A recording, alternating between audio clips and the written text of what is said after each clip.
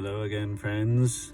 Thought I would come out and sort of a overcast day with the sun peeking in. Come out with a little 6x8 Gorilla box, Plein Air box, and do a quick sketch, take it home, and continue to work on it. So I went down to Sugar House Park near where I live in Salt Lake City, and it has these beautiful trees all in leaf right now, and we have had a few pretty major thunderstorms come through, so we have these gorgeous clouds right now, big cumulus clouds with wonderful shapes and textures and shadows, and I've been working to see if I can try and understand how to paint clouds a little better. So I thought today would be a good day to try to get outside and do some painting of some clouds and mountains.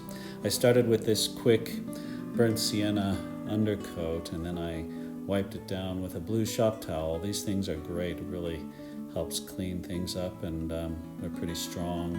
I used this viewfinder to start to get a little bit of a sense of what I was going to paint, and was looking at a basic vine charcoal sketch, and looking to see if I could get a little bit of a sense of how things would fit on the page. What I've got here is zinc white, ultramarine blue, cadmium yellow, medium, alizarin crimson, some burnt sienna, a little bit of burnt umber, and a little bit of black. I'm using Gamsol odorless mineral spirits and Galkid medium to help speed the drying process, because I want to get it back to the studio and do a little more work with it. I've just got a few little brushes. I've got a little fan brush, a little round, little angled, chiseled brush. These great brushes, they are Tischler dagger brushes, different sizes. Okay, I got a little bit of the dark sort of locked in. It is actually pretty cold out here. It's starting to sprinkle a little bit, so I'm not sure how much longer we'll be out here. So I'm trying to work pretty quickly. Continuing to make my way through the sky. As you can see, we've kind of lost some of the sun up there, so it's just those mountains out there are getting a fair amount of rain, and I think it might be heading my way. So I'm trying to remember what it was that I saw a few minutes ago. It's not chase the light, but I think I'm done painting out here for the day. So here's where I am. Made it back home. My painting got pretty well covered with rain, so I'm gonna let it all dry out. I'm not too happy with the sky or the farthest mountains, so I'm gonna go ahead and let it dry out and see if I can continue to work on it a little bit later. The reference image that I am going to be using is here.